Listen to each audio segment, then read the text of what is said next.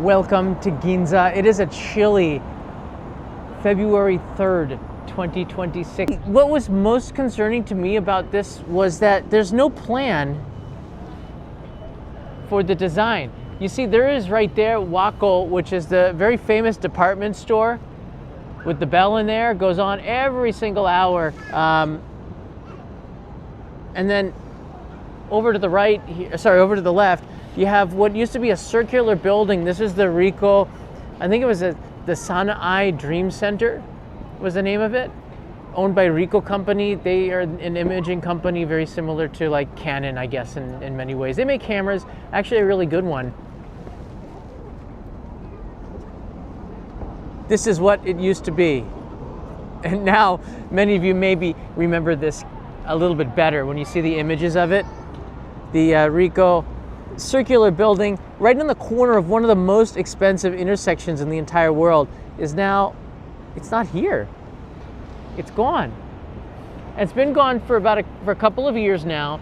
I've been waiting for a very long time for plans on what it's going to look like, and there's none. It's supposed to be done in next year, which is crazy. So what is this place here? Let's take a quick look. The San-ai Dream Center is an iconic cylindrical glass-walled building located in the heart of Ginza district in Tokyo, specifically at the Ginza Yonchome intersection. It's completed in 1969 and has served as a landmark often referred to as the core of Ginza. Ginza's got no core! Ginza's got no core! Let's walk across the street and see what they do have there. When it's early, before 11 o'clock, a lot of the stores are still closed, so there's actually really good signal here to do a live stream. So we're at the base of it. There used to be a cafe right here as well, I think. But if you look here, we'll start on this side. They have images of the old building. Now, it's 1960s architecture. This is during the Japanese miracle. This is a great piece of history because after World War II, the occupation finished. I think it was 1954, the American troops left, and the Japanese miracle started. A lot of people started to invest in Japan because the Olympics were coming in 1964. So if this building was completed in 1963, it was right before the Olympics. And now it's gone. Look at the design of it. You can see this building, I don't think this building was here when they filmed You Only Live Twice, the James Bond movie. A lot of scenes from Ginza in the 1960s and that.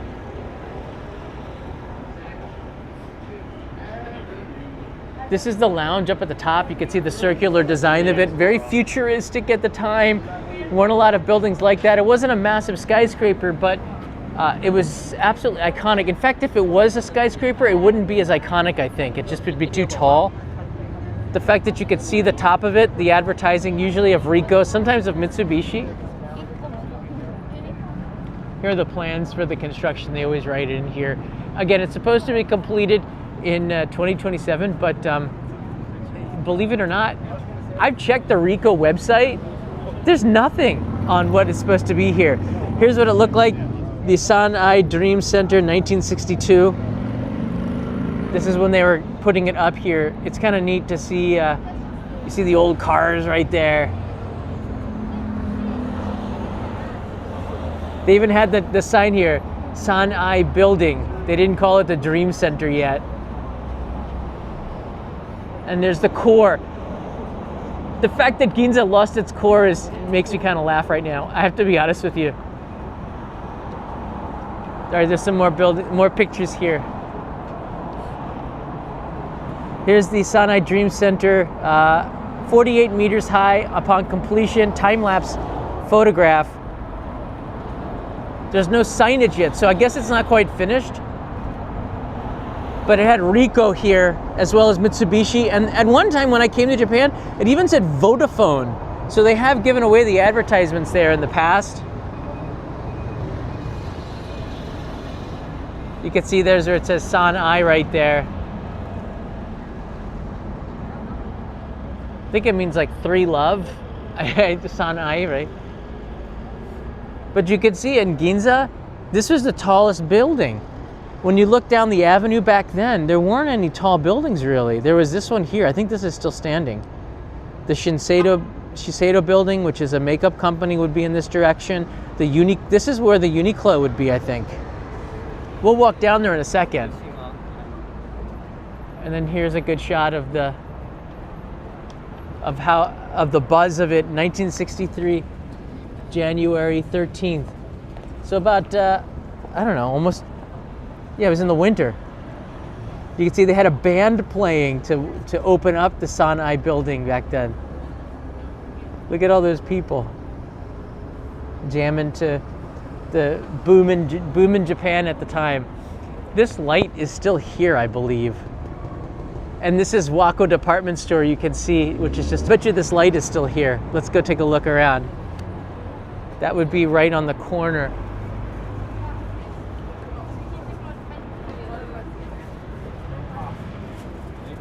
All right, maybe it's not here. I think it would be like right around here. All right, so they did change out the lights a little bit, but there's a lot of things in Ginza that haven't changed at all. There's Wako right up there. And in a couple of years, this is going to be filled with building. This is the police box here, and they're very useful if you ever get lost of giving directions. Big map in there.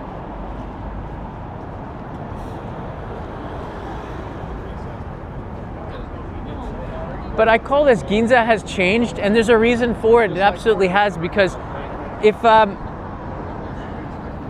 we walk in this direction, you can see there's nothing up there. It just is crazy. They kind of mock up what it used to look like, but there's nothing up there. It's still weird to me because I'm very used to it. This side of it hasn't changed much. Yeah, the energy to power the buildings and stuff back in the 1960s would have been incredible. The Nissan building here was redone, I think, about 4 or 5 years ago. Mitsukoshi is due for a renovation, I think. Multi-year renovation. Wako, I think, will never change. The exterior of this department store is just so iconic. This is now, I guess you could call this the core of Ginza. And then we go around the intersection, there's like nothing here. It just doesn't feel like Ginza to me at the time, right now. So I want to walk around and show you a little bit how Ginza's changed. If you did walk in this direction, the new Apple building has been erected. I like the old one better, I gotta be honest with you. But the new one, I guess, is good for the practical purposes of whatever Apple's thinking. I don't know. I find myself, am I the only one here? I used to always maybe pop into the Starbucks for coffee, and I find myself not wanting Starbucks coffee anymore. I just go to 7-Eleven. Am I the only one? It seems weird. Starbucks has really lost a lot of favor, not just in the US, but in Japan too. I don't know why. I guess the food offerings, but there's another chain that's just taking over from Nagoya. There's a coffee chain that's taking over called Komeda. Do you guys know Komeda coffee? They are really blowing up here in Japan, a Japanese coffee shop.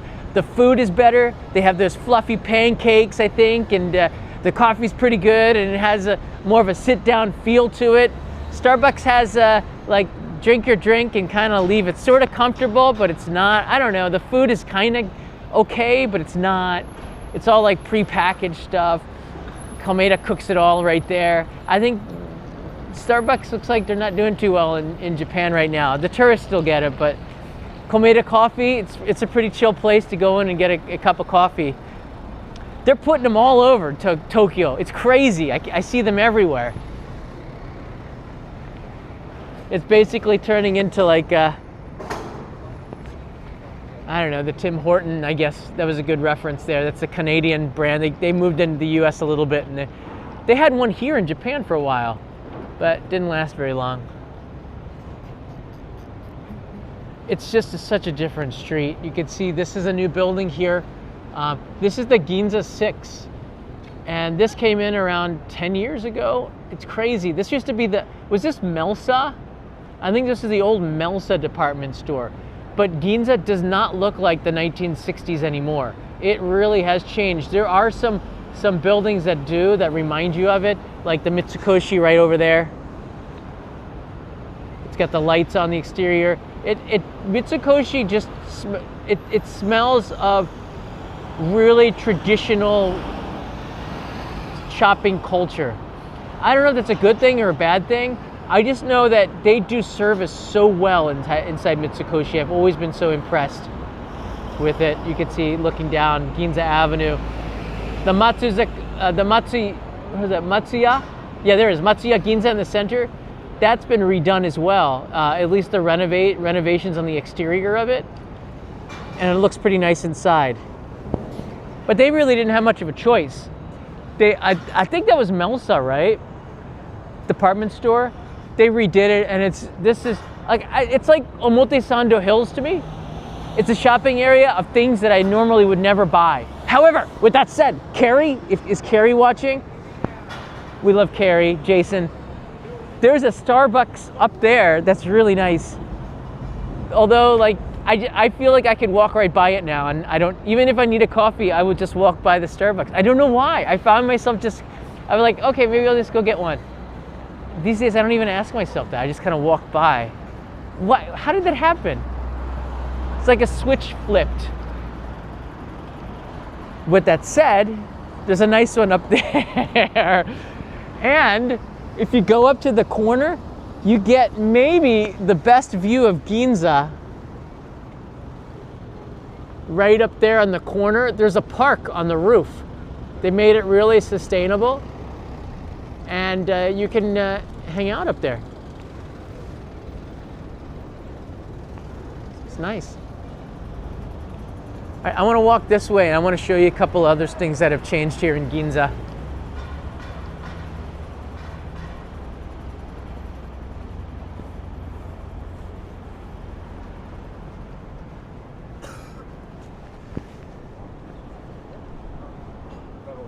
While we're walking, I can read this article to you. Landmark San-ai Dream Center scheduled for demolition. This is in 2023, and I was really sad about this. It's a cylindrical glass-walled building in Tokyo's Ginza district. For the last 6 decades, it's been the core of this area, demolished from March 2023. So this was during the pandemic. A lot of you weren't here when you saw it. Tourism was just coming back. So many who do come here, you feel like something's missing and you don't quite know. It's this. The successor of the commercial complex will be completed in 2027 by Ricoh. They said that they would have a design out years ago, but I guess they just can't decide on it yet. Ricoh's founder, Kiyoshi Ichimura, built the facility in 1963 at the prestigious site. It really is prestigious. It's such expensive real estate. He expected it to become a symbol of the group company called San-ai that sold women's clothes. That did not last long. Comprising 9 stories above ground and 3 basement levels, the San-ai Dream Center initially housed a showroom for Mitsubishi Electric Company and later an art gallery for Ricoh.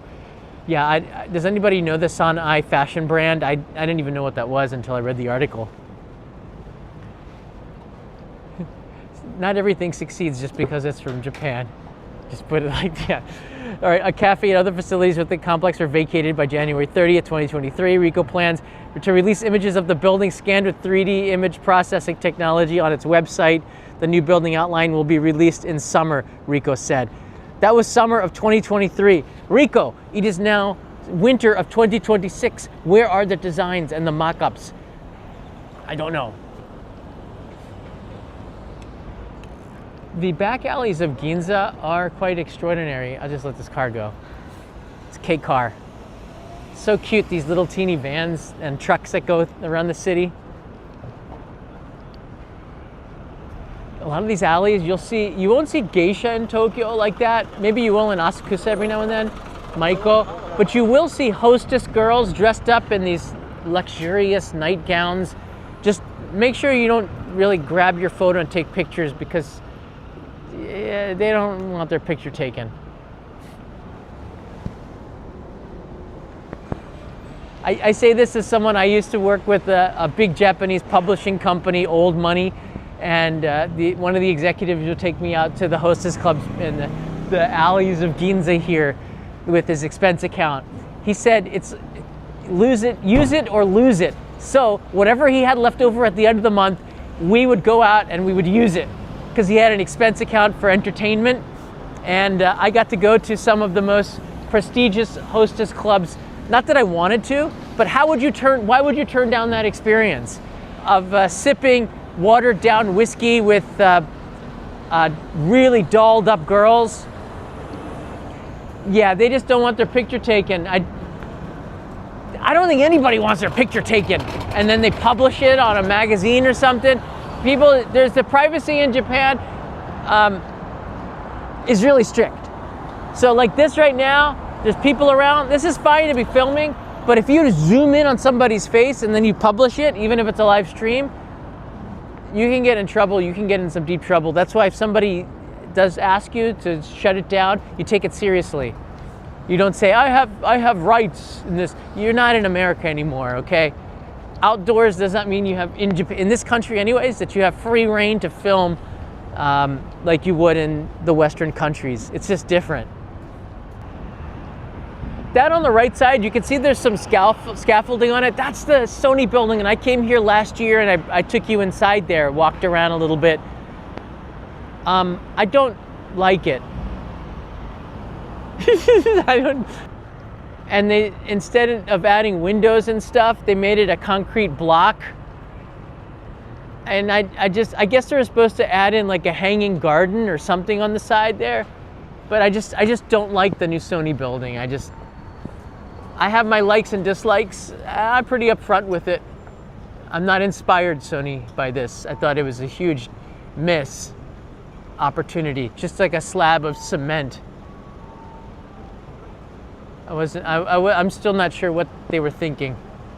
This is supposed to be like, this is prime Ginza real estate.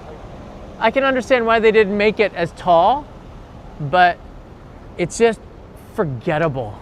It's so forgettable. And when you're a brand, you don't want to be forgettable. Nobody's even going in there. There's no reason to go in there.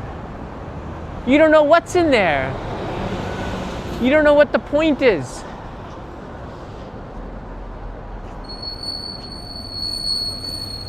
You'd think it was closed.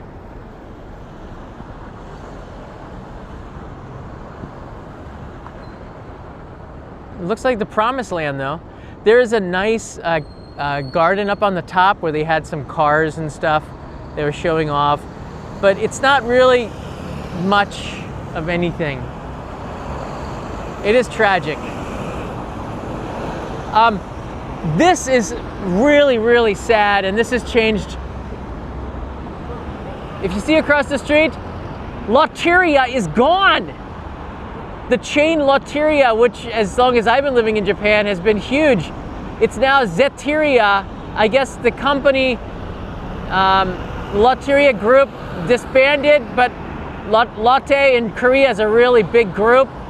They still kind of, another group within the group bought the group, and then this group became that, and this is what is over there. Zetteria. So Lotteria gone, Zetteria here. That's odd.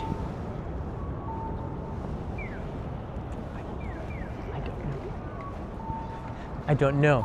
I'm walking across the street now. This is Sukiyabashi. Yeah, this is also underground home to Sukiyabashi Jiro, the sushi shop owner that everybody knows because he was in a documentary which ruined his business.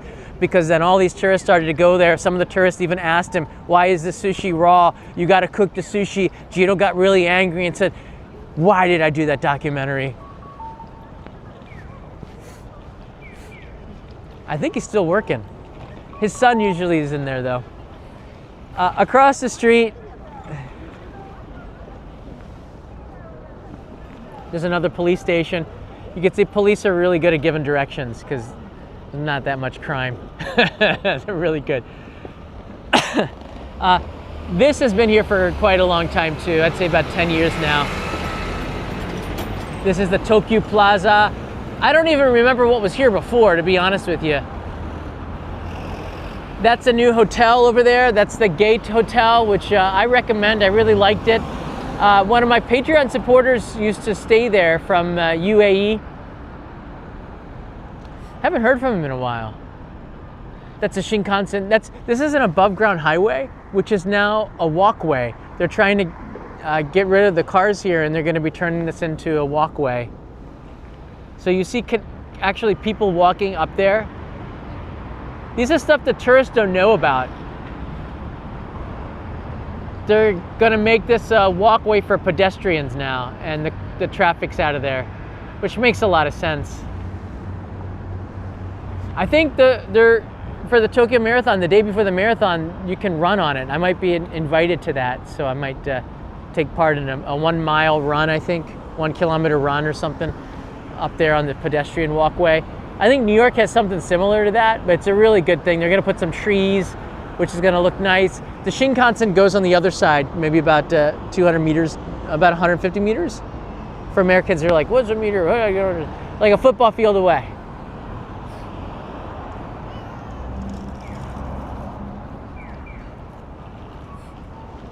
Zetteria. I have to say though that it does look new and refreshing. The Gyu Sukiyaki Baga. This does look really good. I have to say, I don't know how they put. See, sukiyaki is a dip. You dip that in the raw egg, and of course they have to have some raw egg. And look, there's the. Oh my gosh, there's the sukiyaki right now. Oh my goodness, that looks so darn good. All right, Zetteria, you look better than Lotteria. I'm not even that sad that you left. The Zeppin burger, I never even heard of it. Now I have. That's looking pretty good too. I like that little pickle relish on there. Well done. Nice recovery. If you do go, and their pies look pretty good too. If you do go to Sukiyabashi Jiro and you're like a fan of the documentary and you're like, oh, I want to go there and take pictures, I'm just gonna tell you, don't do it. You're gonna get in trouble. Because Mr. Jiro, who seems like kind of a grumpy man, he really doesn't want his picture taken. I can understand though, but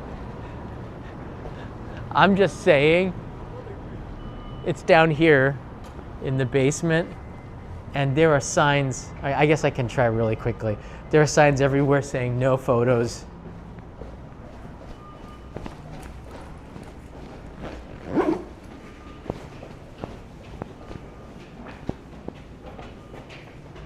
Yeah, I'm not even gonna try.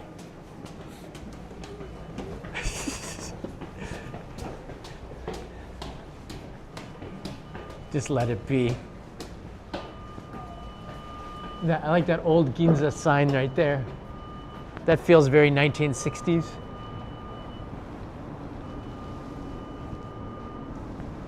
That looks really retro.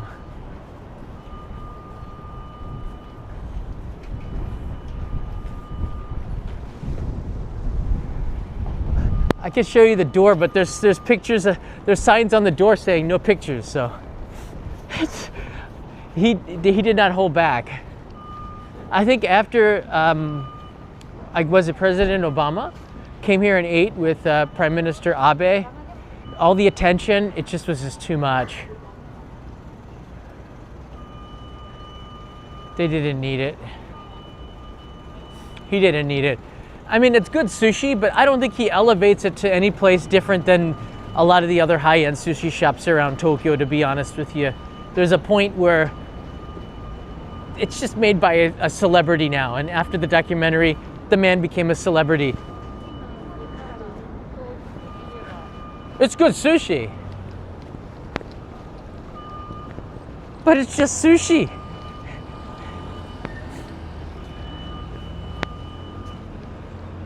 I have an episode on this coming soon.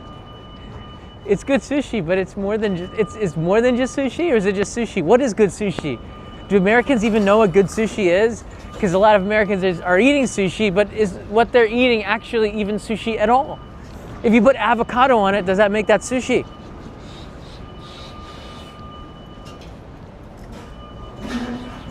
Does sushi need to evolve like everything else in the world? Or should it stay traditional, like the way it was? But was it ever really like that? Because Edomai sushi doesn't look like the nigiri sushi of today, because sushi has evolved over time. So you can have a really robust discussion about the history of sushi, where it came from and where it's going. Because sushi is not the same as it was 20 years ago, 40 years ago, 150 years ago. Good sushi means good rice to me. Interesting. Rice is quite important. That's sort of like a blank sheet. The fish can be finessed. It can be prepared.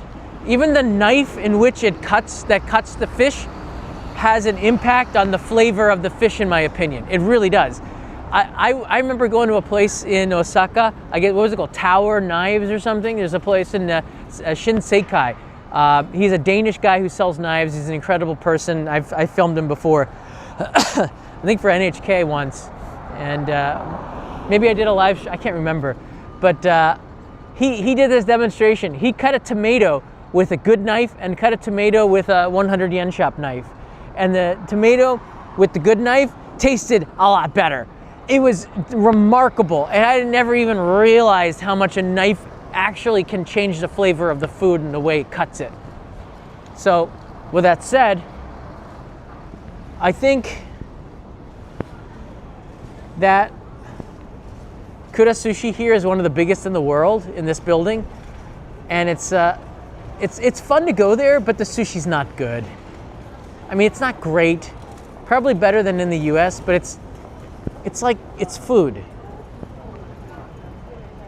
It's like the difference between instant ramen and ramen that changes your life ramen. And I've had that ramen. Who else has had that? There's a little bit of the like a oil, what is that? Sesame oil sometimes maybe, or the pork chashu steak is so soft and tender and it just falls apart when your chopstick touches it. But when you put it in your mouth, it's so meaty.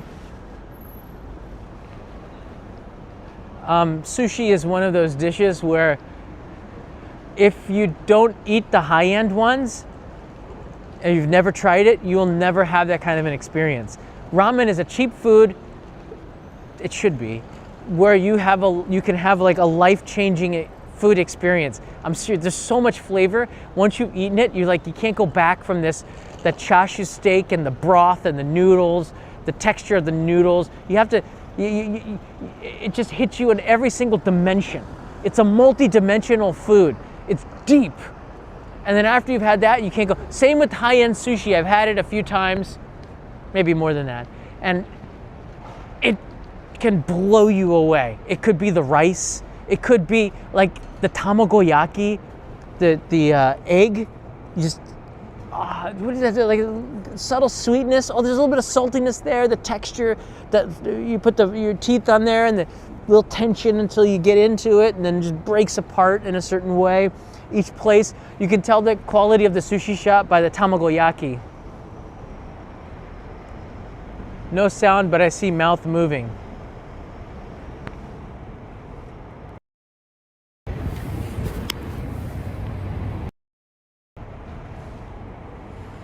Should have sound. You mean the whole time? For the last 30 minutes? Was there no sound for the last 30 minutes? Are you kidding me? Goodness gracious me.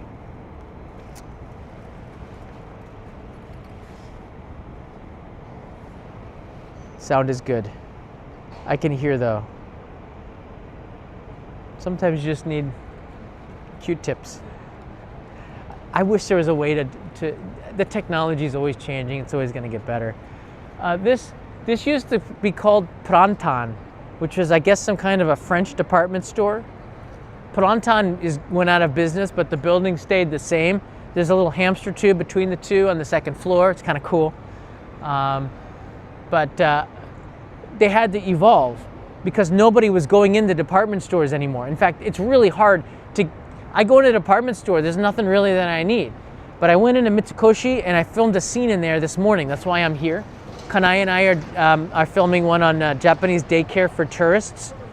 And there's a place where you can leave your kids for a few hours and you can go shopping and go eating and do adult stuff. It's really cool.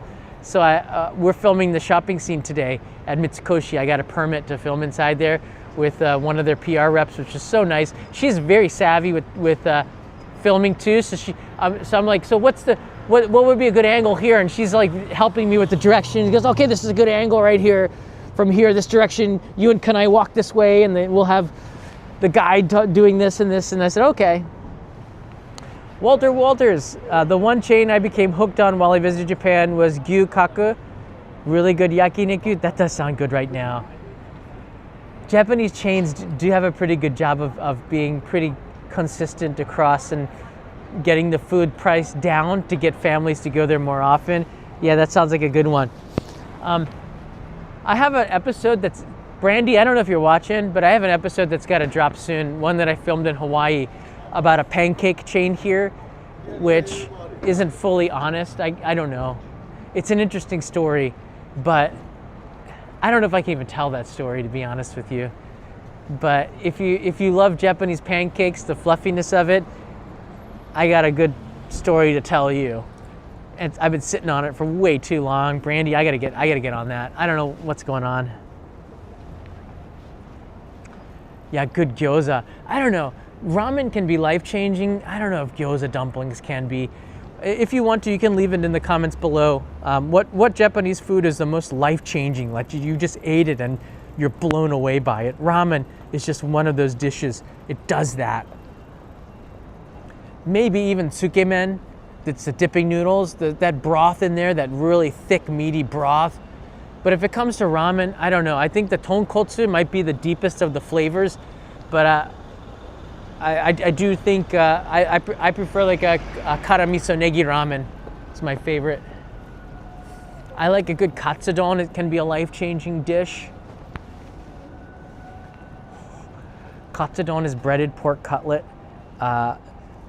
in a couple of eggs, dashi, fish stock soup in there. You take that, a little bit sloppy, still a little bit crispy. Dump that on a bowl of steaming hot rice. The juices, the egg and the dashi kind of soaks into the rice. You finish the katsudon, the breaded pork cutlet. Again, just a little bit, some of it is crunchy.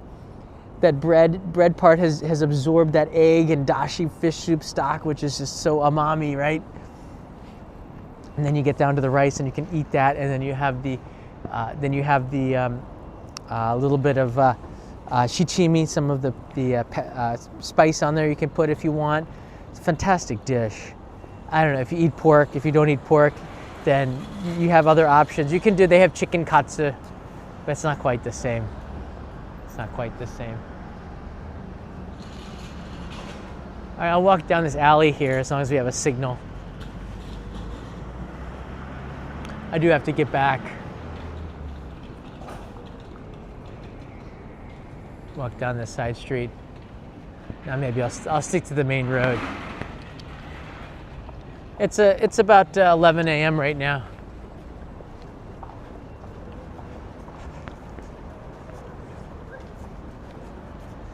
They do check the parking meters. There's the 2 parking meter guys.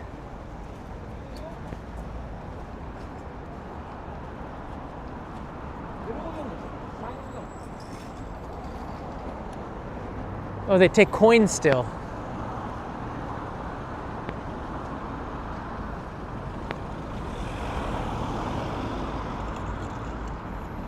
This is the intersection, Ginza Nichome, Louis Vuitton, Bulgari, Cartier, and Chanel. It's kind of funny, right? I said kind of funny, a little bit funny. Very fancy, that's Ginza.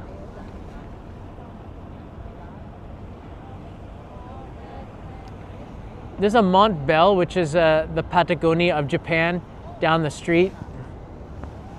I'm saying that right now because Mont Bell, the Patagonia of Japan, is down, the north face of Japan is down the street, and across the street from the Mont Bell is a Patagonia now. I cannot make this stuff up. It's hilarious. Montbell is making a killing selling stuff to tourists, in particular from China, Taiwan, Singapore. I don't know if Americans know the brand much. Montbell is makes some pretty good stuff, really lightweight stuff that does have, it lasts pretty good. But they're doing a roaring amount of business. Patagonia opened up across the street in a small shop for about 3 months, closed it down, and then they bought a massive spot on the corner when that property became available. And now they're directly competing with Montbell across the street. It's hilarious to me. It's all on purpose, because that Montbell has been here for years. It's such an established place, now becoming a heart of outdoor shopping, outdoor apparel. So they opened it up here at Kyobashi, which is at the next intersection. It's fascinating to me to see how this neighborhood from Kyobashi to Shimbashi is just changing so much. It's fun. This is Ginza Ichome, and that is an empty construction spot. Just it's the pace of change that's happening is incredible. So when you do come to Japan this spring or next year, you're gonna see a lot of changes. It's all for the good. These buildings are gonna last a lot better if the big one does come, but it can come at any time. It's not a reason to stop traveling here. All right, if you have any questions, leave them in the comments below. I'm really glad that you guys joined me for this episode, walking around Ginza. VK Travel Log 1242, thank you so much for that. I appreciate it. I'm working on the postcards right now as well. All of the daimyo packages went out for January. So we've been doing a lot of work behind the scenes, editing videos. Got the main channel stuff almost ready to go. So it's gonna be a great year. Yeah, stay warm, especially if you're in the US. I think it's gonna be about 50 degrees today, Fahrenheit. 50 degrees Fahrenheit, but yeah. Looking forward to the next episode tomorrow. Mata ne.